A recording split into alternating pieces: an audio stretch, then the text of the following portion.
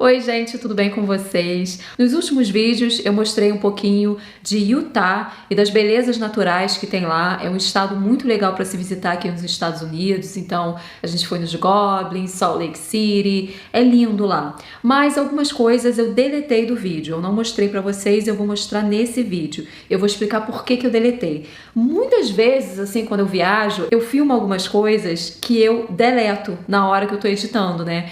E eu até pensei em deixar, eu falei, não, vou deletar, até porque esses vídeos de viagem eu gosto de deixar pra memória mesmo, sabe? Da Laura, do Theo, no futuro, quando eles verem, vão falar, poxa, a gente viajou com o papai, com a mamãe, então não queria misturar as coisas. E aí eu decidi fazer um vídeo hoje mostrando pra vocês essas partes que eu deletei e falando um pouco desse assunto, que é um assunto muito sério, que é uma coisa que eu já queria falar há muito tempo aqui no canal. Vou contar um pouquinho pra vocês da história, de tudo que tá acontecendo. Ó, eu vou mostrar agora pra vocês um pouquinho do que eu deletei, né? Eu vou tirar o áudio, não sei se eu vou tirar o áudio, talvez eu tire, mas a gente estava em Utah e aí eu parei o carro para colocar gasolina. Quando você para colocar gasolina, você sai do carro, né, e você mesmo coloca. E tinha uma loja de conveniência em frente onde eu estava colocando a gasolina, que é uma coisa normal, né? Não só aqui como no Brasil também. Geralmente onde tem posto, tem uma lojinha que vende leite, comida, coisas assim rápidas, né? E aí eu falei assim, eu vou comprar leite, né, umas coisinhas pra gente beber, para as crianças. Só que só tava eu, Laura e Theo dentro do carro. Enquanto eu tava colocando gasolina, eu vi uma mulher ela tava conversando com um cara na frente da loja de conveniência e ela injetou alguma coisa no braço ali, naquele momento. E passou assim segundos e ela começou a ficar muito alucinada. Muito alucinada. Eu não filmei essa parte porque eu tava colocando gasolina, meu celular tava dentro do carro. E aí eu falei, nossa, acho que eu não vou entrar aí não, porque ela entrou, né, na loja de conveniência. E eu comecei a ver que o entra e sai era de uma galera que tava sob efeitos de droga, sem dúvida. Não sei que droga que era, não sei se era heroína, se era fentanil, provavelmente fentanil, porque o efeito foi muito rápido. Ela injetou um negócio, passou um tempinho, ela já começou a ficar meio alterada. E o pessoal assim, sabe, meio doido. E aí eu falei, não vou entrar. E aí eu voltei pro carro, peguei minha câmera, né, do celular e filmei um pouquinho, que eu vou tentar mostrar pra vocês. E aí tinha um pessoal conversando, acho que eu filmei duas pessoas conversando, não me lembro, vou olhar depois, né, em tudo que eu filmei. Mas eles estavam vendendo droga ali e usando ali mesmo. E eu pensei, não, melhor não entrar aqui, eu vou esperar. E aí eu dirigi, né, mais ou menos uns 10 minutos, achei um mercado chamado Sprouts, que também tem aqui perto de casa no Texas. E aí eu comprei, né, o que eu tinha que comprar e tudo mais. Mas não foi só esse lugar, sabe? Às vezes a gente estava dirigindo, e eu vou mostrar aqui pra vocês também, porque eu filmei, né, algumas coisas, e aí eu via muito morador de rua, muita gente usando droga. Isso não é uma coisa que é específica de Utah, né? Na verdade eu nem esperava que eu fosse encontrar tanto assim em Utah, porque sei lá, ninguém nunca fala muito sobre isso, né? As pessoas falam mais sobre Califórnia. Quando fala uso de droga, geralmente é Califórnia, né, que as pessoas pensam. Se vocês observarem, assim, em vídeos antigos que eu já postei, vira e mexe, eu falava alguma coisinha sobre isso. Na minha opinião, o que tem de ruim aqui nessa cidade é que tem muito uso de drogas. Pra mim esse é o ponto negativo. Então é um problema muito sério. Eu reparei isso quando eu me mudei pra cá, mas na minha cabeça era porque eu tava na Califórnia, porque muita gente falou pra mim, não, na Califórnia todo mundo usa drogas e tal. Então eu falei, é porque eu tô na Califórnia. E aí a gente viajou pra Nova York, se eu não me engano foi em 2012 que a gente foi pra Nova York, e eu vi que lá também tinha a mesma coisa, sabe? Eu vi a gente na rua usando droga. Então eu falei, isso não é só uma coisa da Califórnia. Aí me falaram, mas Nova York é uma cidade grande, né? Também se vê muito lá. Realmente nas cidades grandes você vê mais. Até aqui no Texas, se você for pra Dallas, você vai ver muito mais usuários de droga e moradores de rua do que aqui onde eu moro. Aqui onde eu moro não tem, porque eu tô no subúrbio, é um lugar pequeno, pacato. Então, de uma forma geral, nas grandes cidades, é um número maior. Mas aí a gente foi pra Michigan. A gente se mudou pra Michigan, acho que em 2013. A gente ficou 2013, 2014 e em 2015, eu acho, a gente voltou pra Califórnia, não lembro. Mas a gente morou em Michigan e aí quando eu cheguei lá eu falei, nossa, aqui também tem. E aí, todo lugar que a gente viajava, porque a gente viajou muito, eu conheci 15 estados diferentes aqui nos Estados Unidos. E todos os 15 estados que eu visitei, eu vi a mesma coisa. Usuários de drogas é uma coisa que é muito comum de você ver. E é uma coisa que acontece, né? As pessoas às vezes têm essa concepção de que o usuário de droga é uma pessoa que, foi experimentar e aí acabou entrando nesse mundo. Gente, Muitas vezes aqui nos Estados Unidos esse não é o caso. Eu vou dar um exemplo pra vocês de uma coisa que aconteceu na família do meu marido. Um sobrinho dele tinha 20 e poucos anos, um menino lindo, saudável, enfim, um futuro brilhante pela frente. Ele tava com uma dor de coluna, foi ao médico, uma dorzinha de coluna. Foi ao médico, ele passou um remédio pra ele chamado Oxycontin. Só pra vocês terem uma noção, essa droga, né, que foi prescrita pelo médico, e não só para o sobrinho do meu marido, para várias pessoas aqui nos Estados Unidos. Essa droga é 2 vezes mais potente que a morfina. E ele deu porque ele estava com uma dorzinha de coluna. Prescreveu. Não fez raio-x, não fez exame nenhum no menino. Nenhum. Resumindo a história, porque eu não vou contar a história toda porque é uma história muito triste, ele faleceu, ele teve overdose, ele se viciou nesse remédio que é o Oxycontin. Se vocês tiverem curiosidade de conhecer, de saber um pouco da história desse remédio, tem vários documentários, vários filmes. Se você for no Google e botar Oxycontin, vocês vão entender um pouco o que é esse remédio, que foi prescrito por muitos médicos aqui nos Estados Unidos. Então, na minha opinião, tá, Marina, minha opinião é uma mistura da ganância da indústria farmacêutica com o despreparo de alguns médicos, de prescreverem às vezes remédios desnecessários. Existe um número indiscriminado de opioides lícitos prescritos por médicos aqui nos Estados Unidos, prescritos por médico. Aí a pessoa pensa assim, poxa, ele estudou anos da vida dele para ser médico. Você confia naquela pessoa que tá te prescrevendo aquele remédio, né? E a pessoa acaba ficando viciada. Por exemplo, né, no caso do Oxycontin, que o sobrinho do meu marido, enfim, tem até um filme na Netflix, se eu não me engano, que fala um pouco sobre isso, da Purdue Pharma, que é a empresa farmacêutica, né, que produziu esse remédio, que fez toda a campanha de marketing.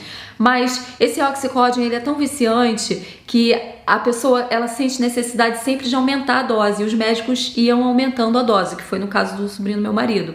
Foi aumentando a dose, chegou num ponto que ele não tava mais, sabe, fazendo efeito. Tem histórias muito tristes sobre isso, de pessoas, de crianças às vezes, que se viciaram em remédios porque foram prescritos por médicos. Isso que eu tô falando das indústrias farmacêuticas é real, várias delas já foram processadas. Nossa, eu perdi as contas aqui, quer ver? Eu vou botar aqui porque eu anotei aqui para vocês verem algumas delas, ó. Cardinal Health, Mackesson, sei lá se eu tô falando certo, Emerson Burgin, Johnson & Johnson foram processadas em 2022 e tiveram que pagar 26 milhões de dólares, que não é nada para eles. Em 2012, a GlaxoSmithKline se declarou culpada por promover ilegalmente medicamentos prescritos que não eram seguros para os pacientes e acabaram aceitando um acordo de 3 bilhões. Então essa daí é outra também que foi processada. Mas a mais famosa de todas é a Purdue Pharma, que teve vários processos em face dela, que é a indústria farmacêutica que criou essa droga, né, o Oxycontin. Então eles treinavam as pessoas, né, que trabalhavam na Purdue Pharma para irem lá, né, nas clínicas, né, de médicos e falarem, olha, essa droga aqui é maravilhosa, esse opioide, o Oxycontin, a pessoa não vai sentir dor, então você pode prescrever porque é seguro. E o pior disso tudo é que o FDA aprovou isso, ele aprova essas coisas. FDA, para quem não sabe, é como se fosse a nossa Anvisa. Inclusive tem um remédio que é aprovado aqui, não é aprovado no Brasil, e muita gente da família do meu marido toma, assim, não vou falar os nomes, mas o nome do remédio é Adderall. Ele é para quem tem déficit de atenção, mas as pessoas que tomam não têm déficit de atenção. Isso é prescrito por médico. Tipo, falo pro meu marido, eu falo, gente, é assim, legalizado. Então as pessoas falam muito de maconha, né, dessas outras coisas, mas pra mim o pior de tudo são essas drogas fortíssimas, esses opioides que causam uma dependência absurda, que são prescritos por médicos. Então, é uma coisa muito real aqui. É muito comum também você aqui nos Estados Unidos ir ao médico e ao invés dele tratar o seu problema, ele vai camuflar com o opioide, por exemplo. Eles não veem a causa do problema. Aqui eles remediam ao invés de prevenir. É o que eu acho. Eu, de novo, Marina, pela minha experiência, sabe? Pelas pessoas que eu conheço, meus amigos, minha família. Por exemplo, esse menino que morreu com uma dor de coluna. Pra quê Pra que foi prescrito um opioide fortíssimo para ele? Então eu vou fazer uma linha do tempo rápida aqui para vocês entenderem como isso tudo começou. Lá na década de 90, o Oxycontin foi aprovado pelo FDA, que eu já falei que é a Anvisa, né, como se fosse a nossa Anvisa.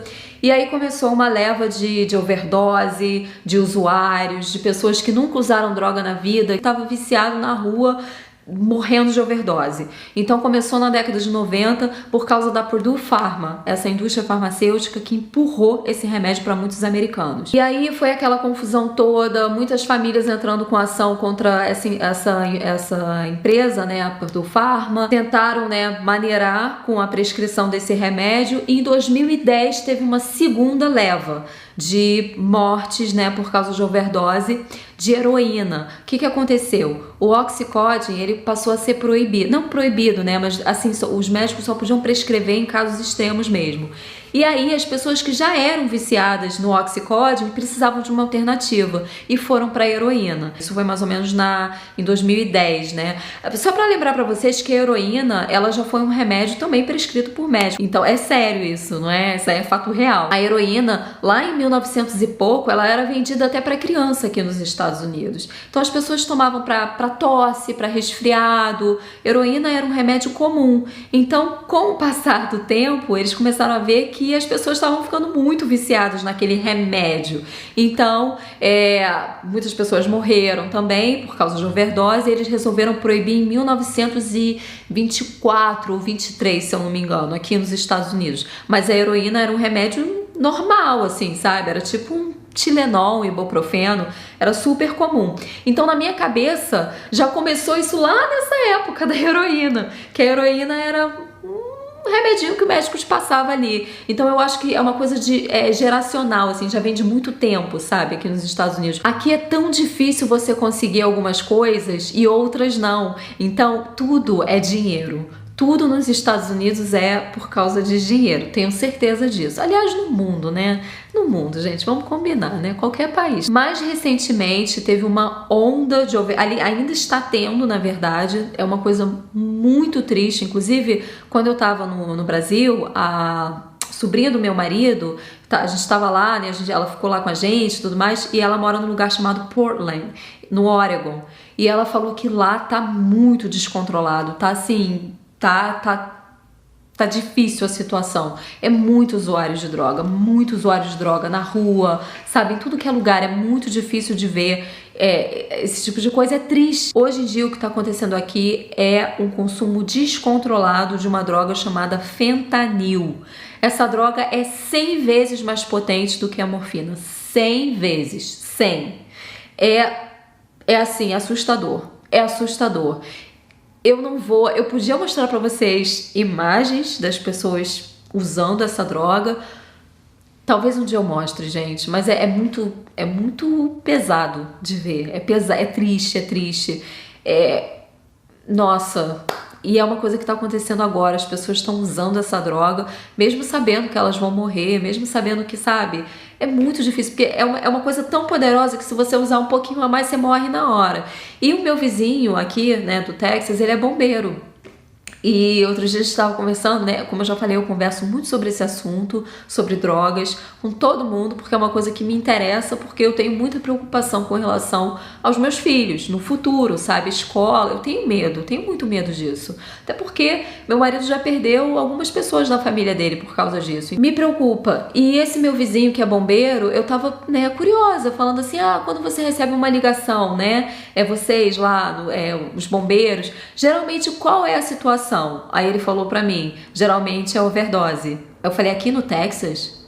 Aí ele olhou pra mim, tipo assim, como se eu tivesse, sabe? Aí eu falei assim, aqui? Aí ele a maioria das ligações é overdose, é droga. Aí a gente dá uma coisa chamada Narcan, porque aí meio que ressuscita a pessoa, né? Às vezes não dá tempo. Mas eles sempre têm esse kit, né? Que também, dependendo do lugar, eles não são obrigados a dar esse remédio que ele estava falando, mas eles dão, né? Ele, pelo menos, ele dá. Então, geralmente, as ligações que ele recebe é de alguém, né, com overdose, assim, que consumiu muita droga aqui no Texas, aqui perto de onde eu moro. Então, às vezes, a gente olha as coisas e a gente acha que a gente não vê, sabe, a realidade, assim, a gente vê as coisas por fora. Muito triste ver essa realidade aqui dos Estados Unidos. É uma coisa que, de novo, eu vejo em qualquer lugar que eu vou. Eu tenho vários vídeos, assim, que eu tô filmando as crianças e aí, de repente, tem uma pessoa injetando heroína, sabe? Eu tenho vídeo disso. Eu tenho, mas eu nunca mostrei aqui no canal. Não porque eu não queira mostrar a realidade, mas porque eu não queria misturar. E às vezes eu tô filmando a Laura e o Theo e no fundo tá a pessoa usando droga. É um número, assim, assustador de usuários de drogas. Isso eu percebi desde que eu me mudei pra cá. E é um problema que eu não sei qual que é a solução. Ninguém sabe, todo mundo fica, né, querendo achar uma solução pra esse problema, mas eu acho muito difícil. Eu espero que vocês tenham curtido o vídeo de hoje, que não foi tão leve, tão alegre, mas foi com essa informação de coisas que eu deletei de outros vídeos que eu, né, nunca mostrei pra vocês, mas resolvi mostrar nesse vídeo aqui agora. Se você ainda não é inscrito no canal, se inscreve, dá um like, assina não, né? Ativa o sininho. Eu nunca falo essas coisas, mas enfim, eu esqueço. Um beijo enorme pra vocês e até o próximo vídeo. Tchau!